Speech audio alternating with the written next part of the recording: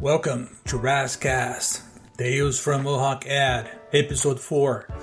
My name is Rafael Ferreira, and I'm teach at the advertising program at Mohawk College in Hamilton, Ontario. And this time, we're bringing Leo Gonzalez, part of the Gonzalez brothers, and an alumni from the program who work at John Street, TBWA, and Anomaly. And he'll tell the stories about clients and everything that happened during that time. So without any more delay, here we go. Leo Gonzalez. Welcome to Rafscast, Episode 4. Today, I made an introduction already. We have our amazing alumni, Leonardo Gonzalez. How you doing, He's Raf? our director for Anomaly. And today we're having a conversation here about everything advertising art direction and craft. First of all, I want to start that Leo was one of my students that I only a few that I can say that I have more to learn from Leo than I can actually teach him. so, yeah. Well, welcome to the podcast, Leo. Oh, thank you so much. That's an amazing intro and very humbling, at least for me. But no, yeah, it was it's just thinking about back in school is you were an awesome professor for me. It's someone I really looked up to, and someone who actually threatened me when I said I was going to go into accounting. I remember you walking down that hallway at my lunch break, and you like, is this true? Someone told me you're going to go and be an accountant. And you sat me down. You're like, you're going into art direction. I'm like, okay, I'm going into art direction, and that was it. That's all I needed. That little boost. Well, we can start with this. What happens in your mindset to try to thinking about going to accounting after you have? So you can start with at that time because I know that you have graduated from Niagara College first, and then tell us a little bit about it, the whole process. Yeah. So the whole origin, I guess you could say, is when I was. I think it goes back to high school, I suppose. In my yearbook, it said most likely to become an artist. I remember seeing that, going, "There's no freaking way I'm going to be an artist. Like, you make no money. It's just bullcrap to me." And so then, when I got to college, I went into business administration, and there was two areas to go into: either the advertising or the marketing. And I went to the advertising, but it was all like theory.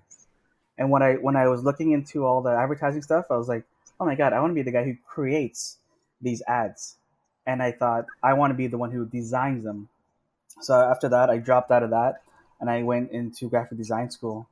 And I realized I learned nothing there. It was just kind of useless. It was a 2-year program, but I didn't really learn much. And after that, I was like, you know what?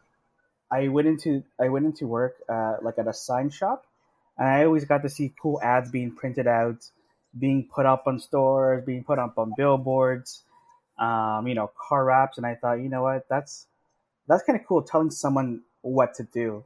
So then I was looking into advertising, and and I think that's when I ran into you and Jeff at the same time when there was an open house, and I had applied to Niagara College like for a marketing program. I thought, you know what, let me just actually finish up my business degree. But then I ran into you guys on a random weekend. I remember hearing about it that morning of the open house. Mm-hmm. And then I went and I met you guys, and I was like, I have to go to this school. And so within the week I applied, I enrolled, got in, obviously. And ever since then, man, I've never looked back. It's been the most rewarding thing I've ever done. Not just like as a student, but I felt like I was being treated more than just a student, like a young adult for the first time in my life in a weird way. Wow. Yeah, it was weird. And plus, like the setting you guys had to, you have your own agency inside the agency. That little workspace, like that legit feels like a real agency. And it's a good first couple steps into the field.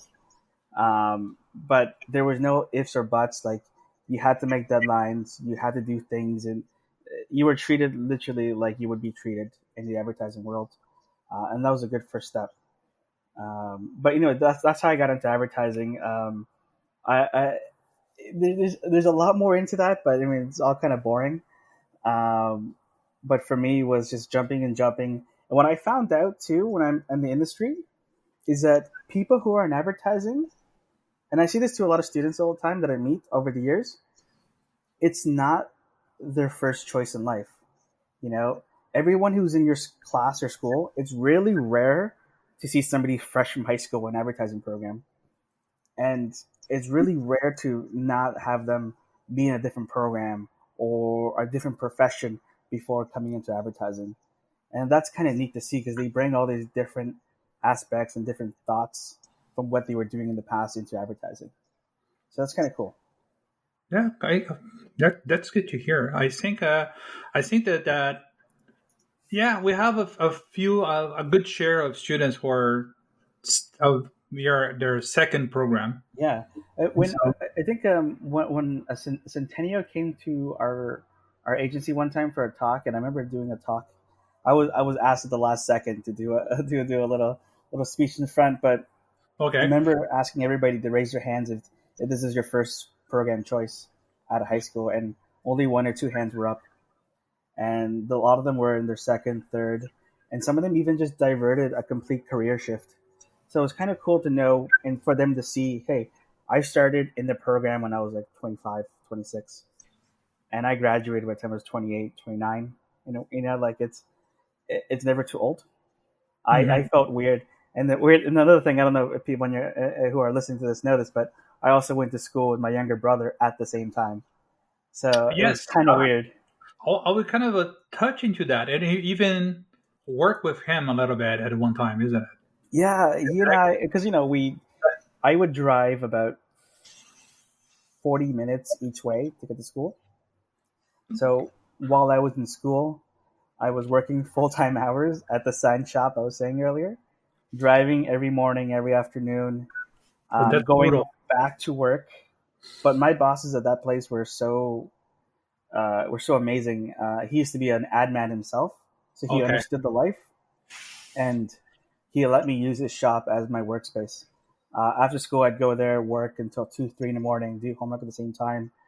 And my younger brother was with me the whole time, so it was easy to collaborate with him, which is why he was my partner most of the time. And he had a knack for writing at the time, um, but it was easy to collaborate between he and I because we were at school together all day. We were in the same car ride all day, and he came to do homework with me after school. So it was just How easy. did you decide to both brothers to go there? Because the Gonzalez brothers became such a staple at that time at that gang. So He it's weird to think Kevin, that. his name is Yeah, Kevin. his Yeah, name is Kevin. Kevin Gonzalez. Yeah.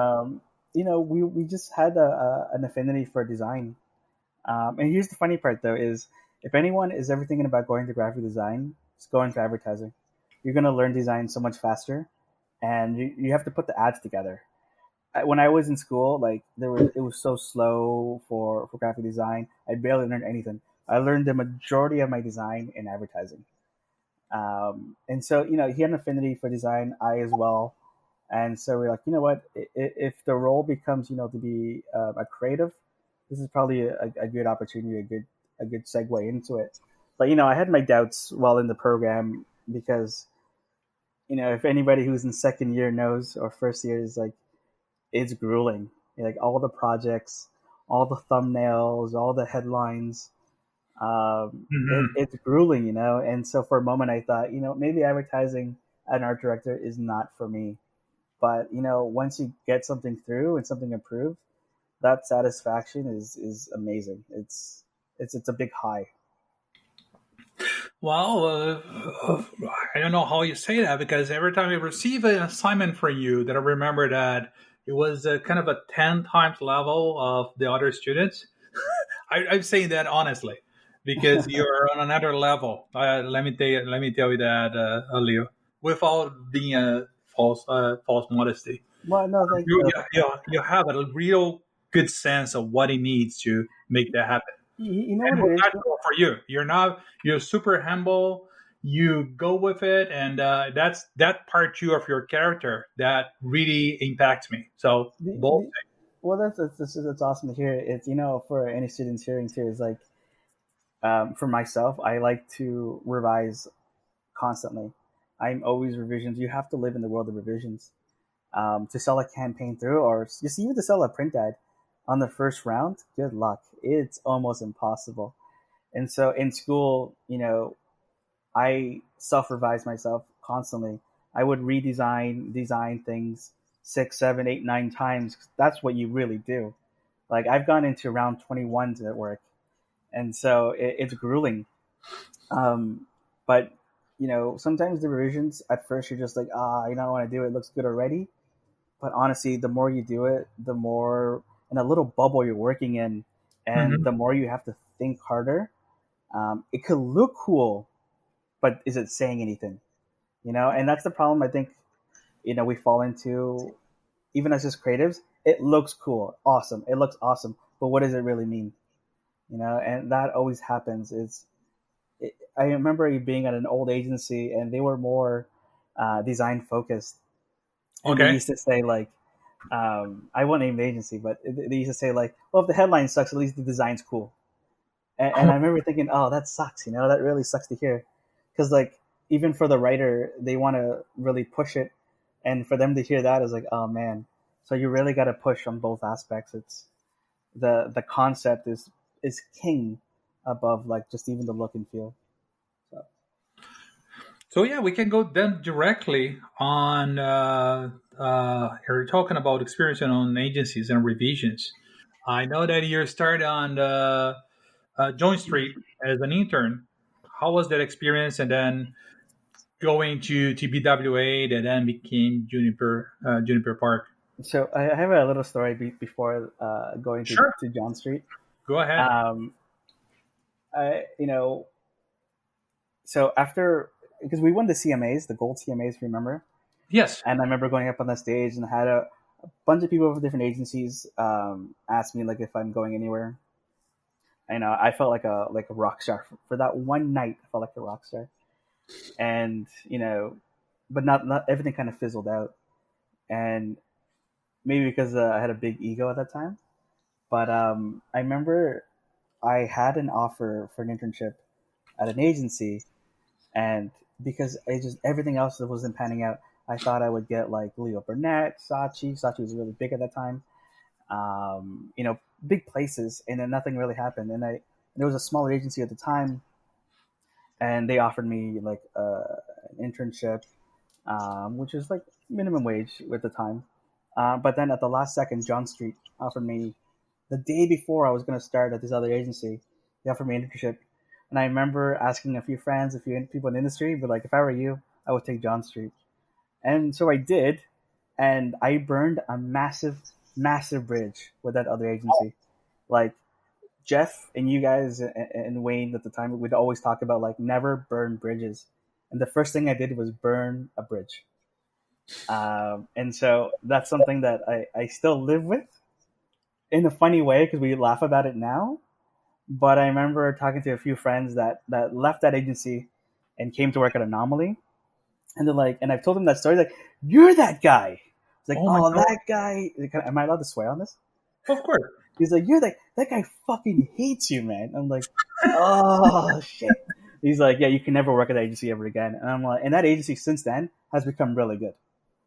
Oh, okay. And so it was just kind of funny. It's never burn a bridge, really. It never burn a bridge. I mean, things have gone well for me, but at that beginning, it was not good, man. But yeah, John Street, Right. it was cool. It was different. It was way different than I ever expected it to be. Um, How come? I you see like the classroom, you see how everyone's so energetic together, having a good time. And I thought Yes. advertising was going to be like this big playground, and it really wasn't for me at that place. But it was like they took everything really seriously. But for the amount of creativity they do, it worked out for them. Place was a great learning curve. I learned how to do things more like experiential because that's what they do. They're really good with experiential. And I came in as like more of an art director focused designer, Hmm. conceptual, but they were on a whole different level of concept. And I learned a little bit there. But then I out of nowhere I got a phone call from TBWA after my internship ended, and John Street extended my internship, but TBWA was willing to give me a salary after that, and I left to go join Marco Bouchard, who is Yes, also a Mohawk alum a year before mine. it will be a future invitee here. Yeah, So, you talk about humble, but me earlier, like he is probably the humblest guy in advertising. Like he's the nicest, sweetest man in the world, he is. and he was a really good partner. And we were at TBWA together for like another year and a month or so. But what ended up Mhm. happening was in Juniper Park and TBWA merged together, and that to me was kind of like, it kind of killed the whole vibe of TBWA. TBWA to me, if it would never have merged, I'd probably still be there today because it was so amazing. Everyone was so friendly. Every morning we all had breakfast together. By the way, breakfast was provided by the agency every morning. And we'd all hang out. We'd have family dinner together. We'd all purposely stay late for work just to have dinner together. It was the most, I guess you could say, like the most family oriented place I've ever been at. And knowing that I was at the school with my brother, it was to me it was such a big thing. Family to me is such a Mhm. big thing. But after But that, even as a small, a big agency chain, it it was was huge. a place like feels like a very intimate.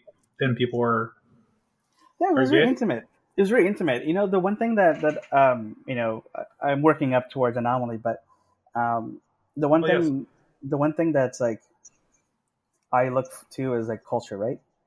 Hmm. For me, I personally didn't fit in John Street. I fit in perfectly at TWA. At Juniper Park, I definitely didn't fit in. I think once I was there for 3 months, I left so fast that I think I still left things behind. And so it wasn't for me, man. Some people love it, some people don't.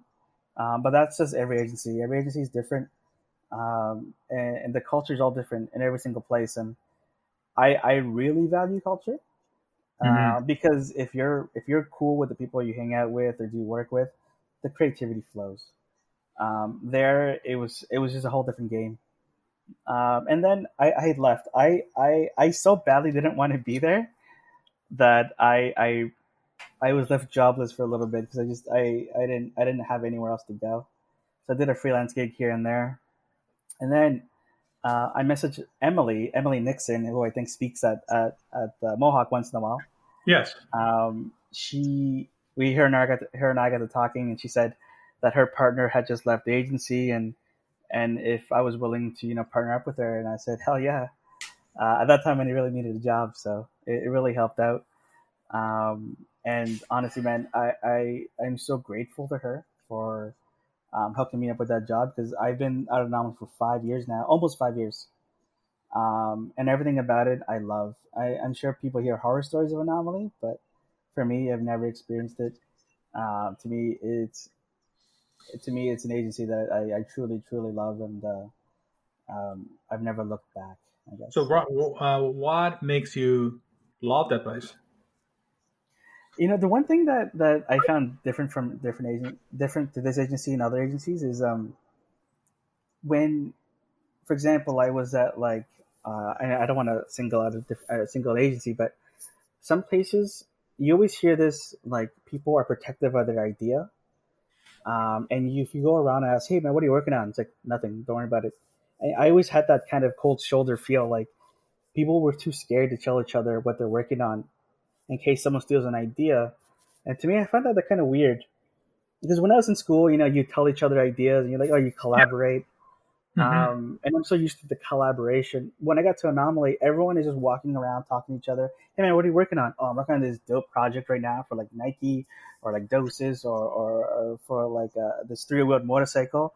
And all of a sudden, people are like, oh, that's so awesome. You know, what'd be so cool. I have this cool reference for the director or designer, and it's the most collaborative environment I've ever been in. Because no idea is sacred. It's more like what can you add to it all the time, and I've never had anyone like shield their idea from us.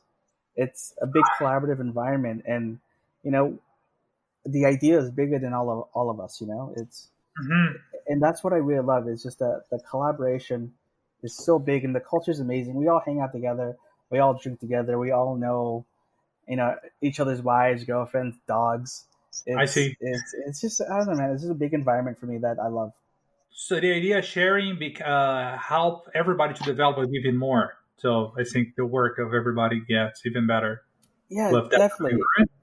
definitely. Like it's such a collaborative environment. I remember when I was in John Street, there was 5 floors. The fifth floor was dedicated to just creatives, and you're away from account people, from strategists. To some people, that's cool. For me, creativity comes from anywhere. Like an account person can have an awesome idea randomly in a meeting or just across from you. Like I sit with my account people and my strategists right in front of me, and the strategists are just another creative person. Like they're amazing. And so an idea, a cool idea, can come from anyone, and it's just for us to be like, all right, how do we explode this idea to even be bigger? Um, and I think a lot of creatives have this big ego that it's their idea, it's my idea. I need to say this idea out loud instead I of see. it's our idea. It's I don't know. I think You know, it's one of the greatest things I think is sharing the success, yeah, not being that person that is just telling me now that my idea, or I'm not telling everybody because they're used to you and get to another client. I don't know. I think it's the best environment is the one you just described to me. yeah. Like I love when we have an idea in the room, and let's say I set it off the cuff to another creative in a meeting. They were like, "Oh yeah, Leo had this cool idea," even though I work on a completely different client, and they'll legit say my name, and I'm like, "Oh, you didn't have to do that." But that's the environment I thrive in. At the same time, too, Anomaly is very hectic, very crazy, but it's very fast paced. But I love that feeling. I love the rush, and I don't think there's another agency in the city that has a better client roster than Anomaly. So Can it's you tell me a few of the clients on the list? yeah, Nike, Hershey's, the whole Hershey portfolio. So like Reese, obviously Hershey's itself, Jolly Rancher. Man, I haven't worked on Hershey's in a while. Cookies and cream. BRP is what I work on normally. Bombardier recreational products. So the three-wheeled motorcycles called the Riker and Spider, snowmobiles, Sea-Doos, these other boats company that I'm losing the name on right now. Mhm. Doses, which is kind of like almost like a CBD vape pen. Man, I'm missing so many clients. Converse. In the US, we share a couple. Oh, Budweiser, Bud Light, Corona, Shock Top. Um, that's just to name a few, but there's way more, and I'm I blanking know on. that's more than enough, man. Uh, I'm blanking on the rest of them because I normally work on a couple. Okay, at the same time. Yeah, yeah. Let me know for the past campaigns that you did, past work that you did, or even just a specific piece. What are your two favorite ones that you can tell about the process and how was the creative process to get to that final idea? Your So, favorite so work that I you would did? say um, I don't know if you know anything about snowmobiles. A little bit. So, okay, so Bombardier, BRP. I work on Ski-Doo. This is my biggest client. My partner and I, we've been on it for a good 4 years now. Hmm. That he and I pretty much run the whole account, which is really rare. I've only been in this for 5 years, and so for me to be able to you know do worldwide advertising for an account for BRP makes about 9 billion a year on the Hmm. recreational products, My and God. their ski-doos, they the ski-doos itself fund everything else on that portfolio. So Wow. for us, ski-doo is like it's the bread and butter of that company, and for us, it's kind of the first client from BRP that had to set a tone and run with it. And so for the longest time, like if you look at anything adrenaline focused, it's always like the product. It's rarely. the emotion. And what people want to connect is with the emotion of the product. Like, am I gonna feel good on this? Am I gonna be awesome about it? And for ski-doo riders, it's all about the backcountry. When, let's say, for example, if you go snowmobiling, if you go skiing or snowboarding, when Mm-hmm. you leave the city to go to a ski resort, who's there? People from the city. You're leaving Toronto, but you're leaving Toronto to go meet people from Toronto. And so you're not really getting away from the city or the people. Well, the ski-doo kind of does that. It gets you in the backcountry, gets you in the areas that you can never be in without a snowmobile. And the snowmobile business is so so so big. It's almost like a hidden community within just a giant community. Think of like motorcycle or Harley Davidson of snowmobiling, and that's what it is. That out west, when we go shooting, there are strictly only snowmobile bars. I've never knew that was the thing, Neither and do they I. have their own way of speak, their own way of attitude, but it's a very tight knit community. And the one thing that we found is that they love being lost in the wilderness with their friends. So one idea that my partner and I, we had a bunch of ideas in a slide. It was really like a tissue session with my creative director, and I said an idea randomly over some beers, and my partner was like, "Nah, that'll never slide. That'll never happen." And then in the meeting, as we went through a bunch of ideas, my boss was like, "I don't like any of these. You got anything else?" So I'm like, "Well, I got this one last idea. Picture this: an escape room times 10,000 on a mountain with 5 snowmobilers." He's like, "Tell me more." And so if the idea is people like getting lost in the backcountry, exploring new territory, we'll give them a whole new thing to explore and escape. So we literally made an escape room on the mountain. We helicoptered 5 riders, two pro athletes, on top of a mountain with street clothes, gave them homing beacons, and gave them clues and directions to find their way off the mountain. Oh my It god. was a 2-day experience, a grueling experience. We called it Escape Mountain, and we actually ended up selling it to Discovery Channel and it premiered on TV. Something that was just meant to be like a little stunt, a little thing for our community. Ended up getting bigger than it was. We had a world premiere at the biggest snowmobile festival in the world, which is 45,000 people. Like, it's crazy to think 45,000 people are an event for just snowmobiles. And we premiered it there at a giant big screen TV. All our competitors were there. Everything paused for that one moment just to watch our little documentary series, which is a 3-part series. Um, so in that one moment, that one little idea ended up being like this big film, this little TV show on Discovery Channel, being promoted across the web, being promoted on TV, seeing the ads that pop up on TSN, ESPN, Discovery Channel. It was such a wild experience that for me, it was just like, this is my peak. This is my peak right now. Yeah, this is an Uh, amazing story, Leo. and all the print ads and all and everything that came out of it, the billboards, the posters, the world premiere, and we got to have Red Bull. Red Bull ended up partnering with us as well to give us 2 of their athletes. Okay. And so it was a crazy surreal experience. Every single step along the way, we kept thinking, this is gonna get canceled. This is gonna get canceled. This is gonna get canceled. Then when we started filming the thing, um, it was a massive blizzard. It almost canceled our whole shoot. But the blizzard ended up playing a big part in the story because these guys are legit cold, frozen, lost, and our camera crew of guys who are pro snowmobilers and pro skiers were following them along the way, and props to them. And so they captured amazing content, and man, it ended up being way better than we thought it was going to be. So Can um, they find this on the Discovery Channel or if they I subscribe? think Discovery Channel just took it down like a month ago, but on YouTube, Escape Mountain on Ski-Doo. That's cool. But That's it was really, I mean, it was the most surreal experience. But God, and for the brand itself, yeah, also, and it's cool. It's funny because like all the comments are nothing but positivity in the comments, and people wanted to be part of it. Like, when are you going to do a season 2? And so that's something we're kind of working on maybe, but this whole COVID thing kind of dampened everything.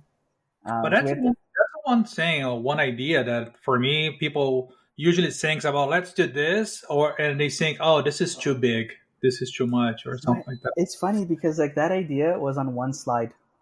Normally we do these big walk-ups and all these things, and we're like, you know what, we all believe on it. Normally when you present to a client, you have 3, 4 ideas. This was Mm-hmm. just that one idea. Our my bosses believed in it so much. We had literally the whole presentation was 10 slides, which is rare for us. Normally our presentations are like 80 to 100 pages, and literally it was one idea on the slide. Picture an escape room times 10,000 on the mountain. And the client was like, yes. And yeah, it was something that they trusted us on. And for me, that kind of set the tone for my partner and I to be really trusted at the agency, because we now at this point we run the whole account. It's to us, it's scary. It's scary. It's cool, and It's it's like you ask for it, now you get it. yeah, yeah. It's awesome. It's awesome. And so like we're working. My partner just presented an idea on Tuesday for our next year. I wasn't there because I'm on vacation, but it sold through, so it's I'm pretty excited about it.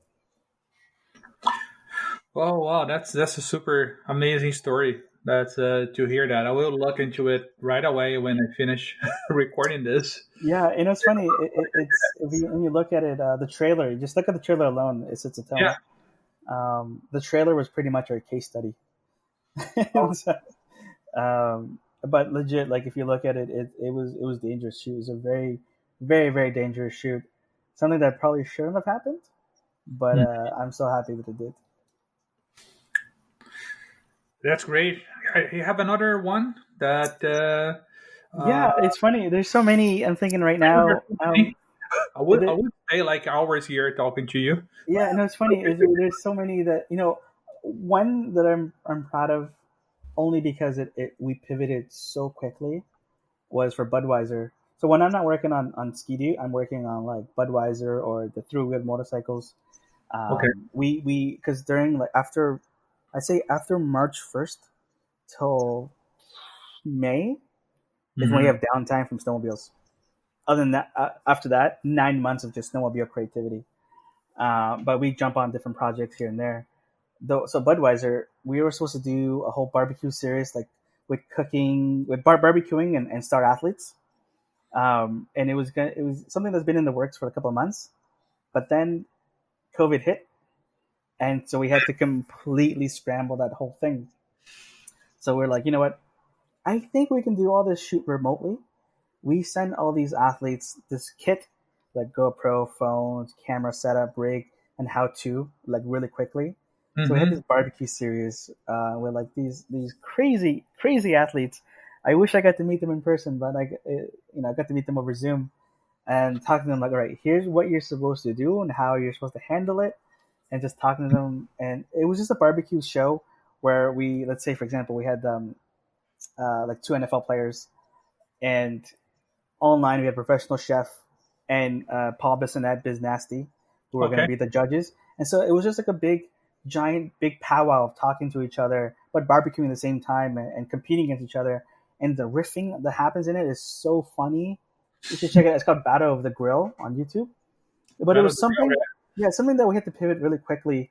And we were the first ones in the agency to do like a shoot during COVID, which is kind of nice. Um, but it was to show like, you know what, since digital's king, digital's going to be the first foremost thing. We just went ahead, did it, and ended up being really good. The viewership is really good. The clients loved it, and like it wasn't like the best idea in the world, but I'm super proud that we got to do something, and we're over Zoom directing and like shoot this again or do it again, and it was such a weird experience to do everything over Zoom. Um, so it was a really cool series, and some of the athletes we got to have on it, it was awesome. Just look it up, and if you're a fan of NHL, NFL, you'll love it. And then the last one I think was like for Spider, which is the three-wheel motorcycle. Hmm. Every year they do like these shoots for the motorcycles. They're called Spiders, um, and it was just kind of boring every year. And we thought, if you really want to sell people on the adventure of getting from point A to point B, let's sell the adventure of everything in between. And so I said, like in the meeting, let's actually shoot a road trip. Like, let's take these people and take them all across like the St. Lawrence Seaway and stop at different places, have camera crews following them, drones. It was all about like capturing the real experience, and they've never done that before, which is kind of surprising. Mm-hmm. So we went on a legit 2 week road trip, Oh, and just capturing the thing, and it made the video, it made the prints, and made everything look really real, to the point like the clients were like, we've always strived to shoot a road trip by faking it, but this is the first year it's ever felt like a road trip. And those things are still being used, and all the crew that I was on a road trip for 2 weeks, I still talk to them to this day, and okay. all the actors were also motorcycle riders, and since then a couple of them have bought the spiders because they loved it so much, and I still keep in touch with all the actors that were in it, because they weren't just actors, they were like real riders. Do you have And one? Do you have one? I don't in Toronto there's no point of having a car or a motorcycle. But it was kind of cool to be like, yeah, we're gonna shoot a legit road trip. And then, sorry, I'm gonna say one more because I forgot about it until right Oh, now. go ahead. The first ever goal synced light up arena happened in Vancouver in 2017. 2017? No, before that maybe 2016. I think maybe 2016. And so we gave out 15,000 light up cups to fans coming into the arena. Anytime Vancouver scored, the whole arena lit up. But the reason why I like that so much is because it was a precursor to the Euro Cup. Okay. Budweiser New York took that idea of lighting up the whole arena and taking it to Euro Cup. And anytime someone scored, they lit up the whole arena. So ours was a test to do the thing worldwide. I mean, seeing that happen, it was crazy, man. It was kind of surreal to see, like, the New York Anomaly get to send their creatives. I wanted to go, but they said this was going to be a New York thing. But it was kind of cool. So that won a Grand Prix at the Clio's. So it That's was cool. awesome. It was so cool. I mean, there's more to the idea than that, but it's Of course. to me it was such a cool thing to experience. And by the way, Vancouver went on a 6 game no scoring streak. So Okay. it's so weird. I have a video that I recorded, and I said to my partner, like, they're going to score in 10 seconds. I know it. I took out my phone, and I told everybody to start recording. And within that 10 seconds, they scored. I was like, fuck yeah. Well, After 16 of not scoring, I was like, I had this weird feeling. They ended up scoring 4 times that game. And so I lit up the whole arena 4 times, and it was awesome. It was so awesome. oh, I can't wait to see this too. God, that's a great list of case studies. Oh my God, that's I could listen to those the whole day. Man, Oh my God. it's just so funny. It's like the end result is the most gratifying part of it. Uh, On the road to it, it's so grueling, so grueling. It's like being in a ring with the gladiator of a client. It's hard. Talking about grueling, then let's go to our final part of the podcast. There we talk about recommendations for new or current students to the program, and what do you think they should focus on themselves on when it comes to classes, when it comes to knowledge or craft, what they should do by themselves, and how are your recommendations? You can follow that with usual mistakes that you see on books that students present to you when you go their interview. Yeah. And yeah, so go ahead. Well, for me, for like anyone who's being an art director or a copywriter, is find yourself a good partner. It's really hard to do so, is because everyone has a different feel, and you know, I remember when I was in school, because I was with my brother a lot, or Dave Knox or Emily. Yes. Is you can really tell who the talent people are, and the people who really want to be in advertising. I think a mistake that people have going into advertising is going to be easy, and it's not. It is hard. I remember in our first year, it was 100 students, 110 students. By graduation year, it was like 28 students, Yes. and one third graduated. And it's not an easy program, and it's not an easy profession either. But find those people that are really want to be in it, because then those are the people you want to collaborate with. Those are the people you want to brainstorm with. And when I was in school, I chose those few people, and they've done really well for themselves. Some of them left the industry, but just to pursue other things. But during school, I found those people that were really, really want to do it. As an art director, though, um, don't write all your own stuff. I find a lot of when I see a lot of books, it's they overwrite their own headlines or they start adding like body copy. Like I don't care for body copy. I don't care for a sub headline. Hey, what's the main idea? What's the main takeaway out of this? Hmm. Because you leave that stuff to the writer. To me, it's like find a good writer if you're an art director. If you're a copywriter, find a good art director because they're gonna bring a whole different idea to it. You might have pictured one thing, but they're gonna do something else and be way better. Hmm. But for art direction, I keep going back and forth, but because there's so much to say and it's so little time. But um, Don't worry. Just go with the flow, man. it's funny when I was in your class. I forget which class it was, but I remember one of the projects was putting like a mood board together. I remember thinking like fucking mood board. What the fuck am I doing? Making a Pinterest page? And like honestly, man, mood boards are like the best because what they do is set the tone, and I think what people think about mood boards like colors or idea. It's what the mood board is. Find an awesome ad, find an awesome print ad. This is what you want to try to make it feel like.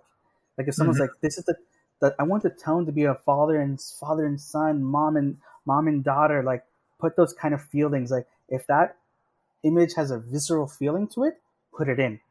It's emotion. Don't just put it in because it looks cool. Put it in because that's what you're trying to strive for and go for. Honestly, in advertising, mood boards are the thing we use the most. We even put mood videos. Like this is the tone I'm trying to go for. This is the director, the photography. Honestly, mood boards in school I thought they were bullshit, but in real life they're used all the time, man. All the time. And I never got that when I was in school. I never got it myself. And as I got older, it's a big thing. Um, and I would use it as much as you can because it just really sets a tone. And I think That's do you guys still do the Hamilton projects and Starbucks projects? yes. Yeah, so those things, like especially the Starbucks one, it's a good intro. It's a good intro to how a deck is put together or creative put together. All the walk-ups, insight ideas, like when to me it's like an insight idea makes or breaks an idea, and if it's not good, the creativity is just gonna fall flat. So everything should lead up back to that. So make sure you really, really push that really, really hard. Because I've been in meetings where the insight we were stuck on for 30 minutes, and because they didn't get the insight, or maybe we just didn't do a good job at it, they didn't care for the creative. We just the meeting was canceled right there. Oh my God. And so I remember my boss saying everyone leave, and he was just getting yelled at by the client constantly. Um, speaking skills is a big thing too. So if you're not really good at speaking, oh, you better get good at it because you're going to be doing it a lot. I'm in presentations on a daily basis. It gets easier and easier. Trust me, it gets much easier. You get to a point where you start getting friendly with the clients that Hmm. they see a negative comment rolls off your back. So I wouldn't worry too much about it. You'll get better at it at the beginning. You're just gonna suck. But it just gets easier and easier with time. I don't know. There's so many things, man. There's so many things to say. I'm so used to having when I have students come to the agency for a talk, Hmm. seeing their book. Sometimes they have 20, 30 pieces of things in their portfolio, and it's like that's way too much, man. You know half of these are shit. Like, and you're just showing me anyways. Pick your best 8, 10 maybe. To me, it's a good round number of that is the ones that you truly, truly love. And if you plan to revise in future, tell me, man. Because I might be looking at it and you'd be like, you know what? What I want to do is kind of this. I just haven't got there yet. And the fact that I know you want to push it more and more and more makes me Hmm. think this isn't done yet. In advertising, it's never done. There's always a year 2, a year 3, how it gets better from the year previous, and there's always room for revisions no matter what.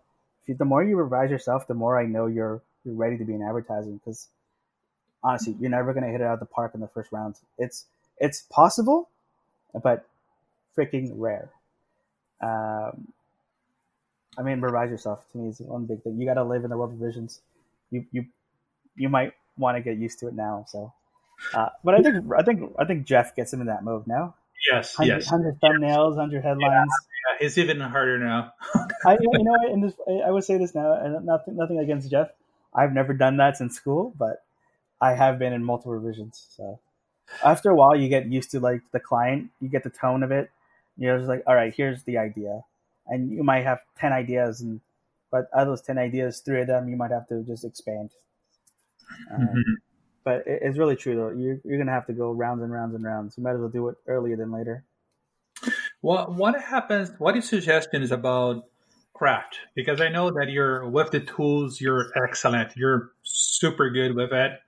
But a few students learn a little bit and get a little bit cocky on it. And I know that they're not even close or where they should be. So what is your suggestion on what when that kind of front? Well, I mean, if you're able to tell more with less, amazing. But it's hard. It's harder now. For an art director, I would say it's got even harder.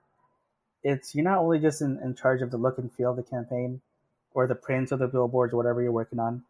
Is you're in charge of, hey, what kind of director you want to get? Hey, what kind of photographer you want to use? What kind of art set director, interior designer? Um, you So know you that should know. So you should know tons of different talent. tons of different. It's gotten over the years. I've noticed it's gotten harder. I have a bank of like directors and photographers that I have now that Mhm. I like to refer to. Um, or your producer is your best friend in that case because they'll know producers always know people in the industry, and they'll be like, I know a perfect person for this. But you gotta have an almost encyclopedia of artists in your head or things you want to achieve, I see. and you have to be more in charge of your craft than anyone else in a weird way. Like I not to say writing is not a big thing, it is big. Hmm. It's just you really want their writing to really sing. It's like when a movie, right? Like most people don't really think about the dialogue that happens. It just is. But people think about like the picture, the feel, the cinematographer, the visual, the visual, the camera use, the lens. It's as an art director, you have to kind of pay attention to all those kind of things, and it's really hard. So in your head, you're like, here's a cool design, awesome. Do you have a designer in mind? Do you have a retoucher in mind? Do you have a photographer in mind? Do you have a director? It just keeps going and going and going until you're like fuck, fuck, fuck, fuck, fuck, and the craft. You have to really, really know the craft and exactly what you want to see. And sometimes I like to freestyle and be like, hey man, I don't know what I want, but that's why I'm hiring this guy because I Hmm. love his eye on it. So I want him to do whatever he wants. And that's really rare sometimes because sometimes they want to know exactly what you want, but that's a good thing about collaborating. You just talk with them. But as more so for an art director is, I remember when I was in school, going to interview at a couple of different places. I remember being scared about, do I have to design all these things myself? And not all the time. Hmm. I remember thinking, oh, we have designers for this, we have designers for that, we have retouchers for this. But it's a question we're going to touch upon later. But the more and more this pandemic happens, the less they're willing to pay for a retoucher or a designer. So as an art director, now you have to know more of like Photoshop, or I've been learning Adobe After Effects and Premiere. I edit a lot of my own videos. I design a lot of my own prints. I retouch a lot of the photos that I do or take. I once in a while will take the photos, um, but that's just because I really love doing that, and I know exactly what I want to see, and I don't want to spend hours and hours of budget for someone else to try to guess what I'm trying to see. But the more and more this pandemic keeps going, is the more you kind of have to know a lot more things as an art director, which is kind of shitty to say, but you have to kind of know your way around Photoshop, Illustrator, InDesign, how to put another thing that I didn't know in school is how to put a perfect presentation together. Presentation skills are something different. Every We're gonna single have person. we're gonna have a specific class about it now. Yeah, that's good. Honestly, because like there's a flow to it. There's a Yeah. flow, And at Anomaly, some of the best things we do, the one of the best things Anomaly does well is presentations. Presentations are amazing. It's every art director, even if it's the same client, the presentations never look the same. It's always different. We always put our own spin onto the presentations. And what I love about technology nowadays is like even on Google Slides, I like to put a lot of GIFs. I'll take like footage from like movies or commercials. I'll take a screen record of it and put that as a GIF and put it in. It's like, here's the tone, here's the feel, here's the emotion I'm trying to capture. So the mood boards are not just static anymore. They're moving like mood boards at this point, but it just really sells the idea more. But knowing all these different um, programs is such a big benefit for any art director. As a copywriter, it helps too, but as an art director, it's, man, you have to know so many things. At my agency, if we want to take extra courses like online or at a school, Anomaly will pay for it. So a lot of art directors take like editing courses because like editing is such a thing on itself. Like YouTube editing is such a whole different thing, like vlogging style, like cut, which is kind of shitty sometimes. Mm-hmm. But that's what really hits nowadays, right? Cut. Something exciting happening every 3 seconds. Go, go, go, go, go. And it's hard to tell a story in one single way when people are hit by TikTok, YouTube vlogs, and all that kind of thing. Scrolling and that kind of stuff. It's interesting. Coming back to that roast of talents that you need to be aware of.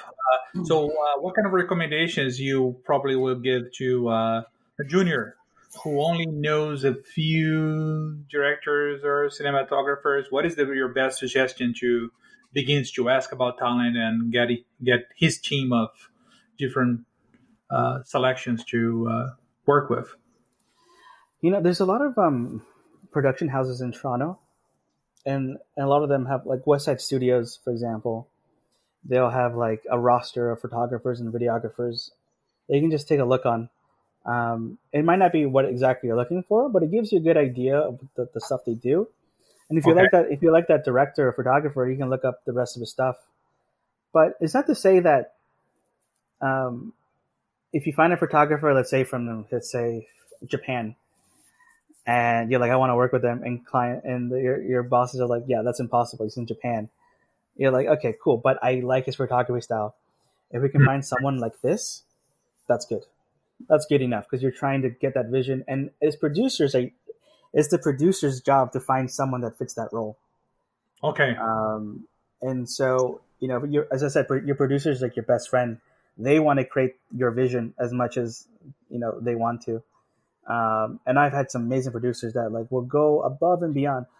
For talking about that Ski-Doo project I was talking about, Okay. I was using. I can only show you because no one else can see it. But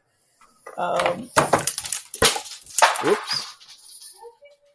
So I'm showing you on camera, but Sure. this photographer guy, he works for. Let me do a screenshot of it. Cool. He Got works for Burton Snowboards, and he works for Burton. He's a photographer for Burton, and he shoots a lot of snowboarding content, video and photography. And for a snowboarder to get out in those areas, they need a snowmobile. So anytime you see like a desolate snowboard background, they only got there because of snowmobile or a helicopter. And so this guy, he loves snowmobiles. His name is Aaron Leland, and I reference all his photos in my presentation. The way he shoots it, this high contrast, it looks like this amazing Mad Max but in snow area place. Mm-hmm. And so I referenced them a lot for when I was doing the Escape Mountain. Like I want the field to look like this. Like they're trapped, they're alone, they're here. And I used all his photography, and I put together a sizzle reel. If you want, I can even send that to you to show the class, Sure. like the presentation. A sizzle reel is a video mood board that you put together. It's just to a music, and what it is like, I want the feeling to be like this, and Okay. the video really kind of sells it through. Ours was camaraderie, adventure and being alone in the wilderness. And so the video really sold it through, and the photography too as well. So I said to our producer, "I love this photographer. I love this videographer. Is there any way we can get him?" At first, she said, there's no fucking way." And then a month later, I was on a phone call with him. I felt like such a fangirl. Like, I love all your work, man. And I've been working with him for the last 3 years on snowmobiles. And Oh my he god. and I become such good friends. Like, he sends me his work every year. He sends me books every year. He and I talk like almost on a weekly basis all the time. And we became just good friends. Like, it's some guy that I admired as a photographer. He and I became good friends, and And that's begin to build a relationship. yeah, and that's the cool thing about like advertising, or being a creative, is you get to meet these cool people around the world, these cool photographers, cool directors. The one director who did the Escape Mountain with us, did you ever see that Game of Thrones, with Droga 5? They put 7 thrones around the world. Yes, I saw that. So our director, he directed that, and it's Jordan Eady, and he's done a bunch of big things since then, and he and I also talk all the time, and he might do a couple more projects for us down the road, but seeing all these guys do different things and being friends with them and getting to chat with them is such a surreal experience. And yeah, to me, it's like advertising is such a hidden job that people, when they see it, when people say you work in advertising, all they think about is 2-for-1 coupons, a billboard, Yeah. things, but it's not that whatsoever. I remember the last time I did like just low hanging fruit stuff like that. For me, Hmm. it's all about shooting experiences, shooting these docu-series, shooting episodic things. It's all about or stunts or something. I just forgot what the question was, but The question was how to get the roster of talents as yeah. a junior. Honestly, I go on Instagram a lot. Like, I save so many cool things. Like, if I'm looking for, Instagram is the best thing to look for photographers. Really, if you look at like campaigns, you'll see always like photo by someone. Follow them, go down a giant rabbit hole, save them in the bank. Because if they work in the U.S., they'll no problem come to work in Toronto.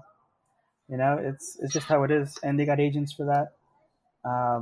So Instagram is my number one key. So Okay, that's enough said. it's a very long answer for Instagram. I know, but is yeah.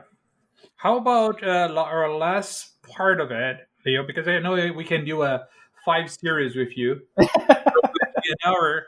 How about chips and hints as how the industry will change for the students coming in as the COVID? What kind of suggestion you giving them? Oh man, it's I don't envy. I'm sorry to say, but I don't envy being a student at this time, because it's gonna be really hard. But because of that, you're gonna probably push your book even harder. As a student now, you're competing with Miami Ad School. When I was in school, Miami Ad School didn't exist. Yes. They have a leg up advantage.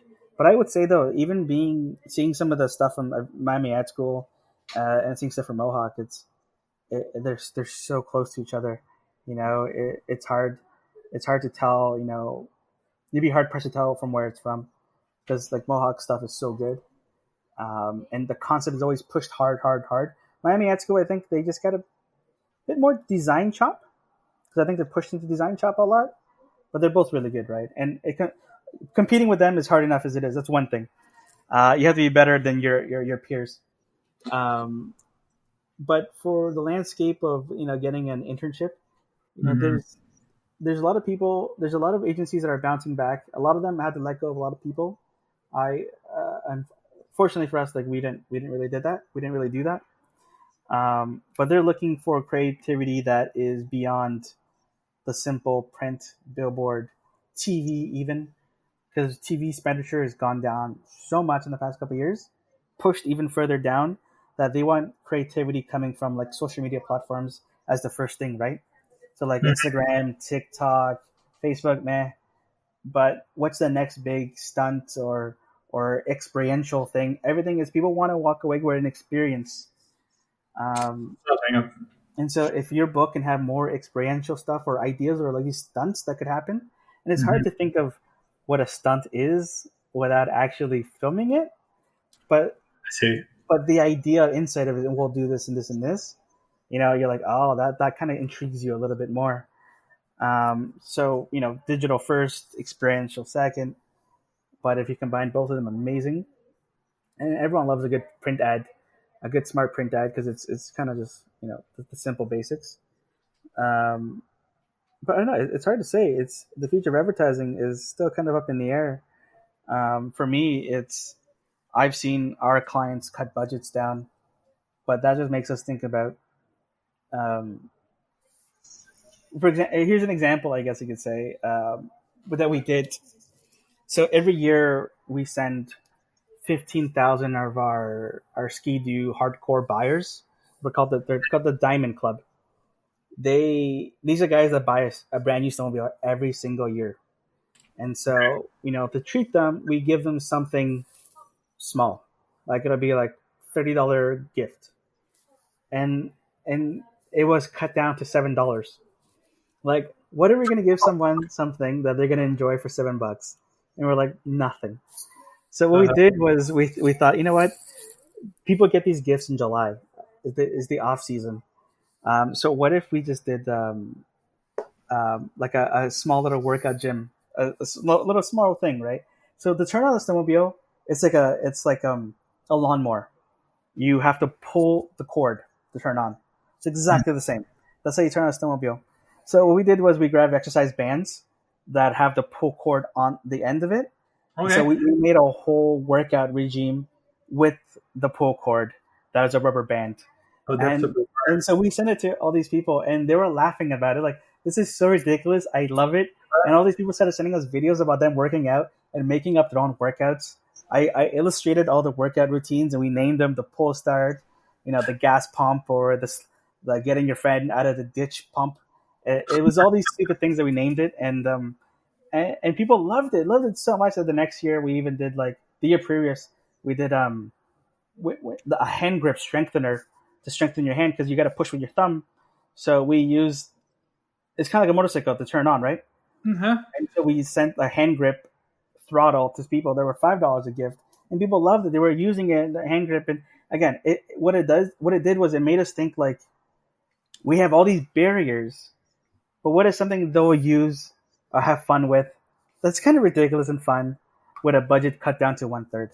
Oh my God, that's an amazing because it's an amazing idea to spend that money to get something great. Yeah, people loved it, but I mean, that's what's going to happen in future advertising is you're going to get smaller budgets, but because you have smaller budgets, you're going to have to think to that insight a lot harder, and it might suck at first Mm-hmm. because at school you have unlimited budget, right? Yes. Unlimited budget, and Oh, it, now you have a real budget, but because of that, you just have to think smarter. And if it's not smarter, it's just funnier.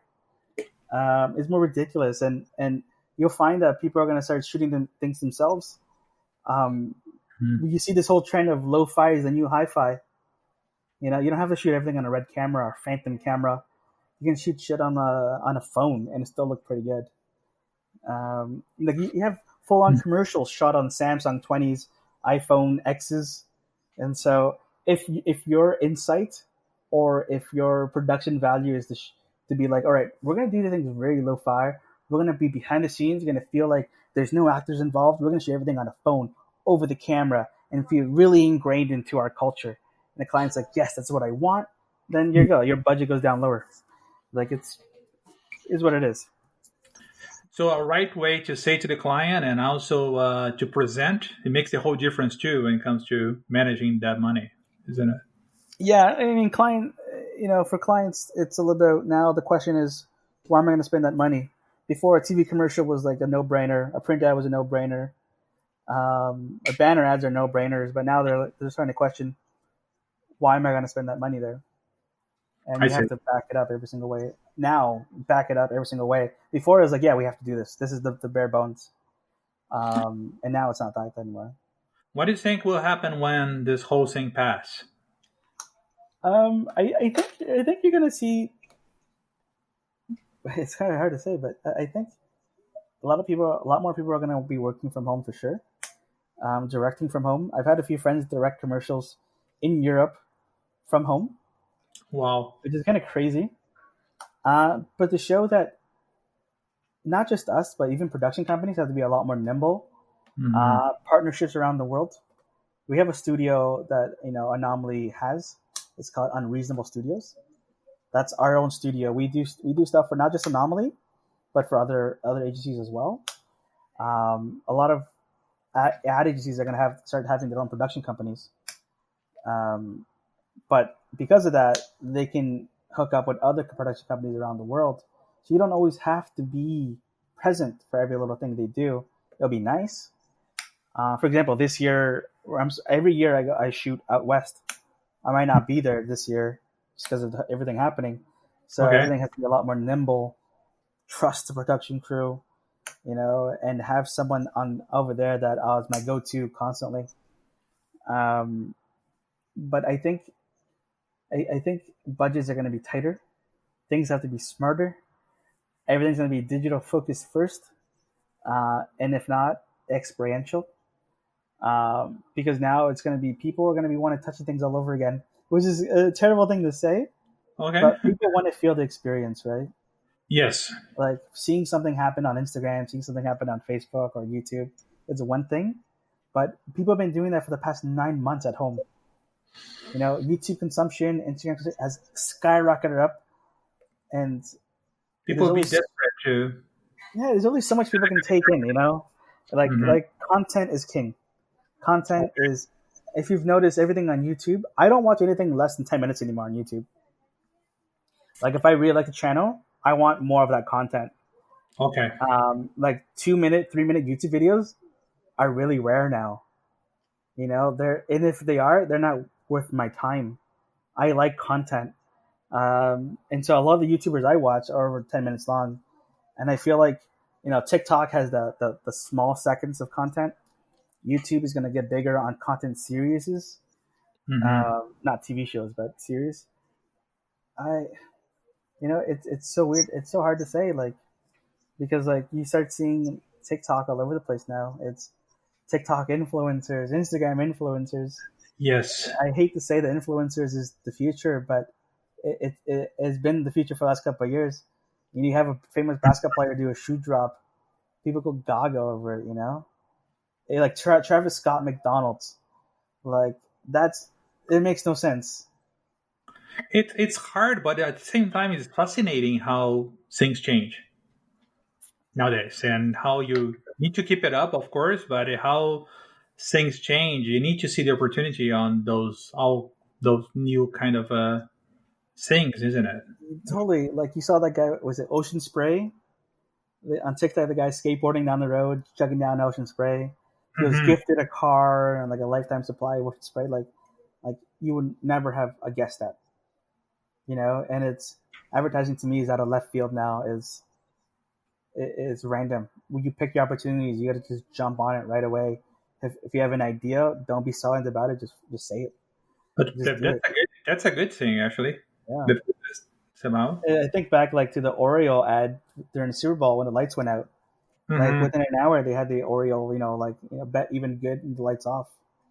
Like they just jumped on it right away. With big agencies that are like traditional agencies, if you Hmm. have an idea like that, good luck getting it out the same day.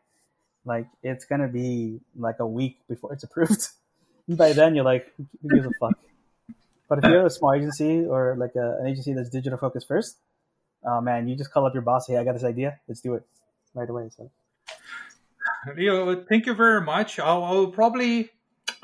will invite you again because I don't think this was enough to say even uh, just a small fraction of the conversation we need to have.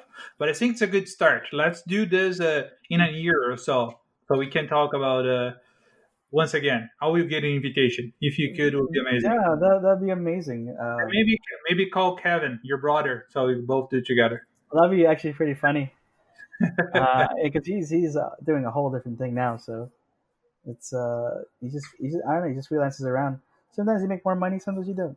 So Hmm. it's I don't know. Like honestly, if there's one piece of feedback that I would give too. Last Sure. one is don't be scared to reach out to people on LinkedIn or wherever it is. It's the worst you're gonna get is a no or or not right now.